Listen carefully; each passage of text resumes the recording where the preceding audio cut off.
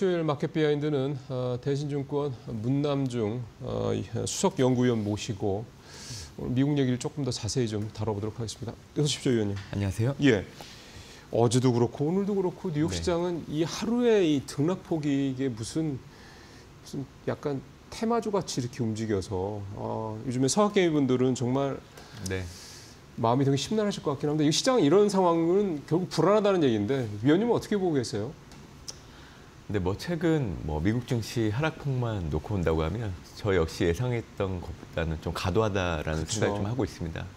가장 문제인 거는 지금 당장 벌어진 현상을 놓고 금융시장이 반응하기보다는 트럼프 관세부가 이에 따른 향후 물가 상승 자극, 이로 인한 이제 스태그플레이션, 또 이를 넘어서는 이제 리세션 우려들이 지금 금융시장에 온전히 반영되고 있다는 겁니다. 그렇죠. 근데 중요한 거는 지금 현재 실물 경제를 놓고 온다고 하면 미국 경제는 양호한 상황이기 때문에 맞습니다.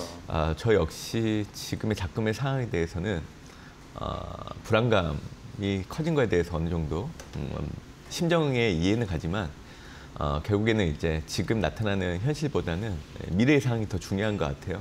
그러니까 과거보다는 증시 흐름을 놓고 봤을 때 올라가는 흐름은 크게 변하진 않겠지만 하방 정직성을 높아지는 흐름들을 좀 확인하고 또 반등, 또 그 이후에 상승으로 전환하기까지는 좀 더딘 흐름들이 올해 연말까지 좀 이어질 수 있다는 부분들이 좀 달라진 패턴이지 않을까라는 생각을 좀 해보고 있습니다. 그러면 지금 이런 좀 불안정한 상황, 이런 상황이 한두 달 내로 이렇게 종료되고 이렇게 보면은 너무 안이하게 하는 생각을 하는 거겠군요.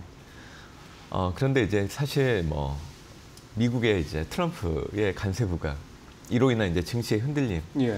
저는 이제 증시에는 좀 선반영됐다는 생각을 좀 가지고 있어요. 그래서 이번 주부터는 사실 증시가 추가적으로 하락하기보다는 지금의 현 주가 수준, 그러니까 S&P 500 지수 기준으로는 5,000선 초반을 지켜줄 걸로 좀 보고는 있습니다.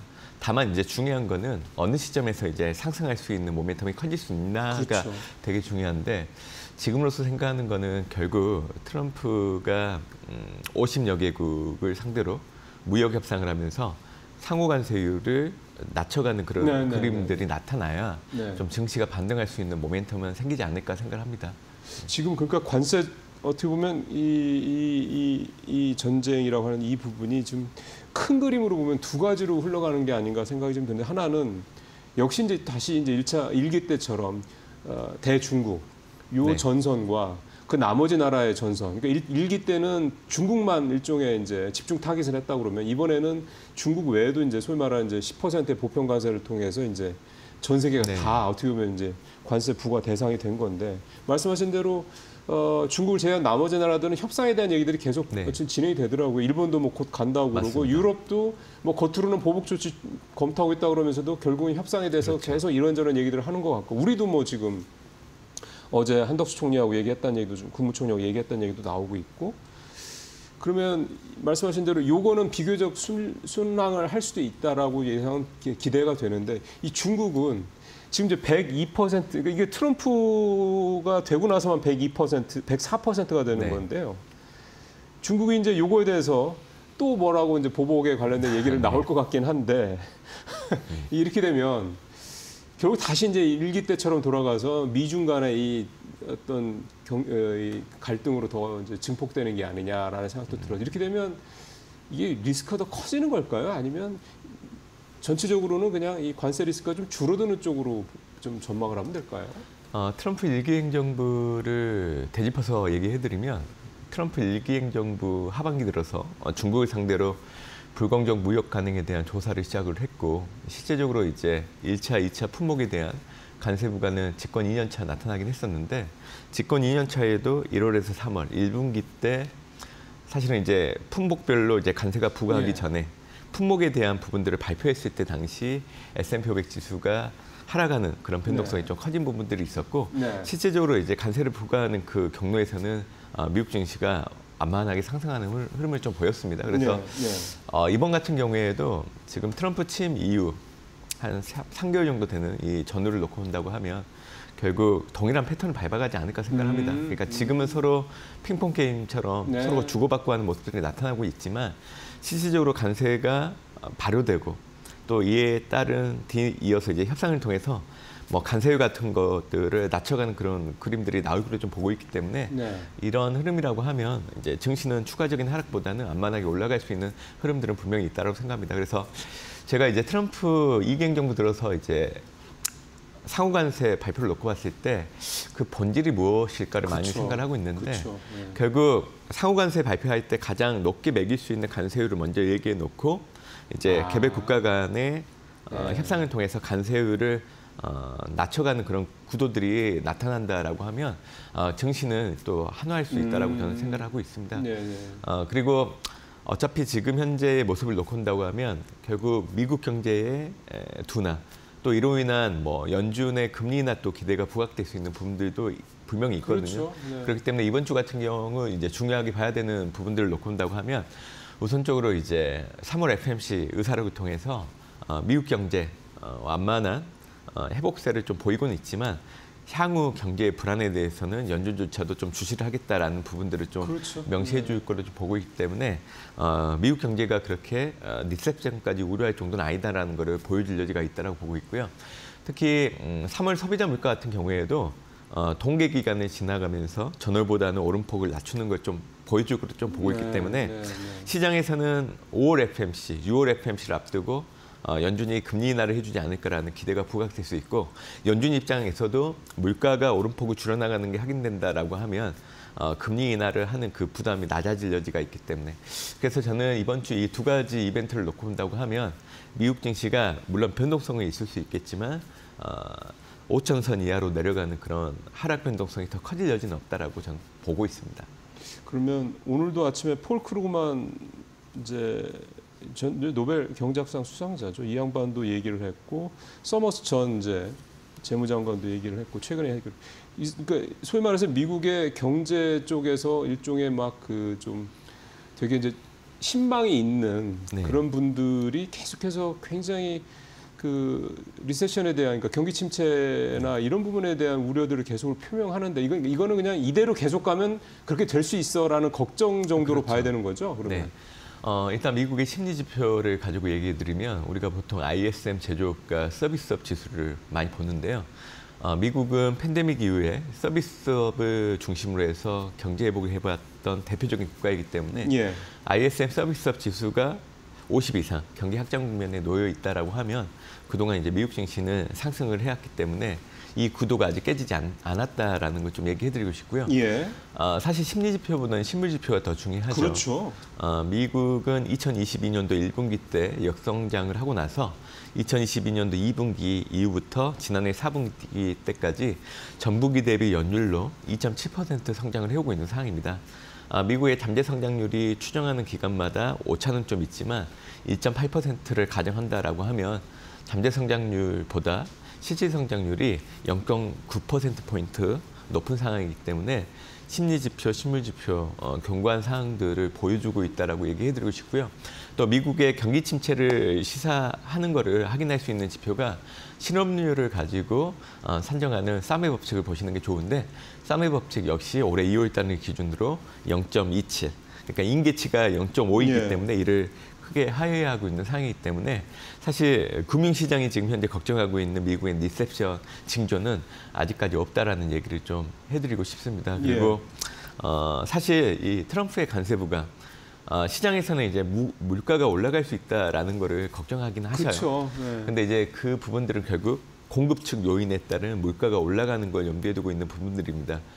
틀린 얘기는 아니에요. 어차피 관세를 부과하게 되면 수입 제품들의 가격들이 올라가기 때문에 공급 측 요인에 따라서 이제 물가가 올라가는데 영향을 줄 수 있는 부분들이 있지만 사실 수요 측을 놓고 본다고 하면 물가가 너무 높아서 수요가 줄어들기 때문에 실제로 물가가 올라간다라고 보기는 어려운 부분들도 있거든요. 네. 그래서 저는 전자보다는 후자, 너무 높은 가격들은 실제로 수요가 줄어드는 데 영향을 그렇죠. 더 미치기 때문에 시장이 걱정하는 물가 상승들이 전적으로 온전하게 나타나기 어렵다고 생각을 하고 있습니다. 그래서 네. 물가에 대해서 시장이 생각하고 있는 그런 우려들을 너무 과도하게 좀 반영하지 않고 있나라는 생각을 좀 해보고 있고요. 네. 과거 사례를 좀 보시면 좋습니다.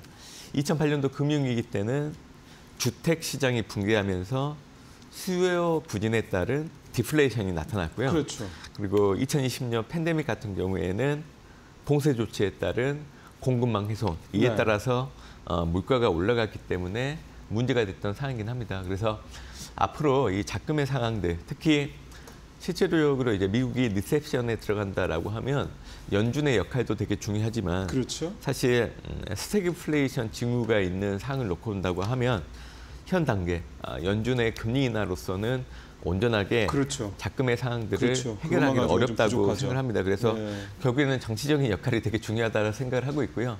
그런 차원에서 지금 현재 트럼프 대통령이 좀 결정을 해야 된다라고 저는 생각을 합니다. 사실 지금으로서 이제 간세부가 이게 미국도 그렇고 구의 국가들을 놓고 봤을 때 서로 얻는 게 하나도 없어요. 네. 그렇기 때문에 아마 트럼프 대통령이 지금은 상호 관세율을 발효하면서 강경하게 나오고 있는 부분들이 있지만 아마 얼마 가지 못해서는 분명히 지금의 상호 관세율을 낮추는 네, 형태로 네. 가지 않을까 생각을 하고 있고 아마 그 시작점에는 50여 개국 되는 국가들과의 그 협상을 통해서 그렇겠죠. 지금 현의 15 관세율을 낮추는 그런 모습들이 나타난다라고 하면 미국 정치가 이제 반등할 수 있는 여력은 그러게요. 있지 않을까 생각을 하고 있습니다.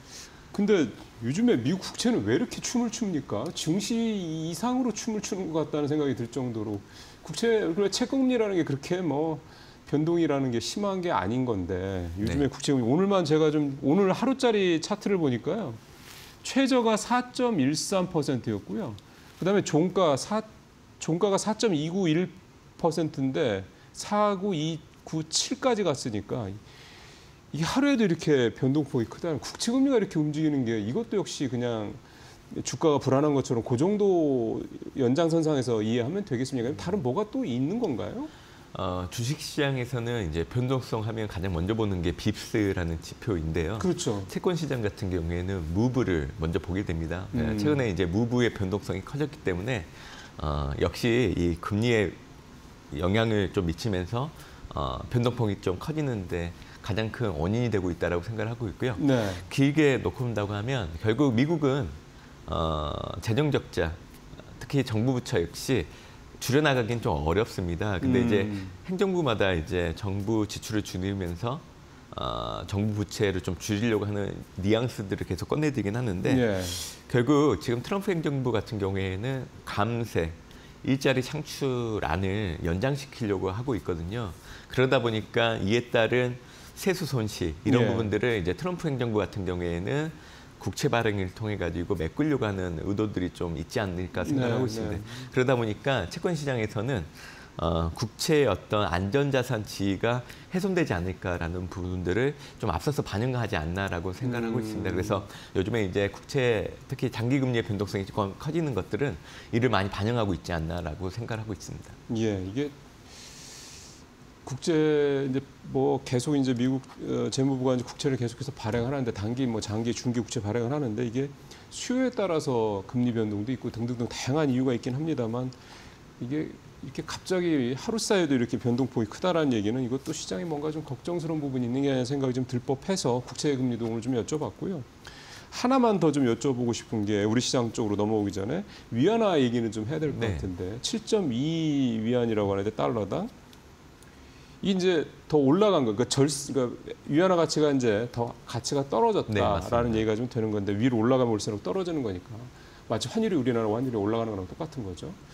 이게 일종의 중국 입장에서는 반격 카드로 봐야 됩니까? 사실 위안화 절하는 미국 입장에서는 환율을 놓고 중국의 어떤 위협을 가하는 하나의 수단으로 좀 보셔도 돼요. 왜냐하면 위안화 약세가 두드러진다라고 하면 그 중국 내 자국 기업들이 대부채가 되게 많을 거예요. 그렇죠. 결국 그 부채가 늘어나는 효과를 주기 때문에 연쇄적인 기업 도산으로 이어질 수 있는 가능성을 높이는 효과를 줍니다. 그 자기네 들어와 있는 해외 자금도 빠져나갈 예. 가능성도 높아지는 거고. 그래서 이제 뭐 표면적으로는 이제 위안화가 절하된다라고 하면 뭐 중국의 자국 기업들의 해외 수출이 좀 늘어나는데 영향을 주지 않을까라고 해석하시는 분들도 그렇죠. 있지만 아주 표면적으로 예, 근데 생각하는. 그거는 정말 아니에요. 예. 사실 과거 이제 트럼프 일기 행정부 때 트럼프가 노린 것도 비용이 들이지 않고 가장 손쉽게 중국을 이어받는 거는 이하나 저하를 만드는 게 맞거든요. 그래서 저는 지금의 작금의 상황들이 계속 이어진다라고 하면 사실 중국 입장에서 이익이 되는 건 하나도 없습니다. 그리고 올해 들어서 자꾸만 이 딥시크 등장 이후에 중국의 경제 심리, 투자 심리가 앞으로 좋아질 수 있다라는 의견들이 많이 높아지고 있는 건 있는 것 같아요. 근데 개혁 개방 이후에 중국 경제는 토지와 부동산 정책을 가지고 성장을 했던 대표적인 그렇죠. 국가이기 때문에 네. 부동산 시장이 회복되지 않는다라고 하면 중국 경제를 좋게 보기에는 어려운 부분들이 있습니다. 지금 중국의 이런 경기 부양도 사실은 성공 가능성이 낮다. 예, 그리고 지금 트럼프의 관세부과에 대한 불확실성이 앞으로 계속된다라고 하면 중국 정책 당국 역시 네. 대규모 경기 부양책을 쓰려고는 하고 있지만 이를 도입하는 시기를 계속 늦출 그렇죠. 수밖에 없어요. 그렇죠. 예. 근데 이제 시장에서는 항상 중국 증시를 긍정적으로 놓고 봤을 때 경기 부양책이 좀 앞당겨지지 않을까 염두에 두고 중국 증시를 긍정적으로 해석하는 의견들이 있었지만 저는 이거는 좀 약간 단편적인 생각에 그치지 않을까 생각을 하고 있습니다. 예. 중국은 지금 현재 중진국 압력에 들어가 있고요. 기업 부채가 빠른 속도로 늘어나고 있는 부분들. 그리고 과거처럼 중국 가게들이 소비를 하지 않습니다. 왜냐하면 가계 부채가 많이 늘어났기 때문에 돈이 생겼을 때 부채를 줄이려고 하는 네, 상황이기 때문에 이런 부분들을 놓고 예. 본다고 하면 중국 경제가 좋아지기는 좀 어렵다고 저는 보고 있습니다. 제가 이제 위안화 말씀을 드린 것도 아니 애프터마켓에서 우리 원달러 환율이 1,480원을 넘었길래 깜짝 네. 놀라서 왜 그런 거 찾아보다가 이제 위안화 이거를 이제 절하했다는 얘기를 좀 봐서 그랬던 건데 이게 우리 1,480원까지 갈 상황인가요? 짧게 이거 제가 한 2분 정도 시간이 있습니다.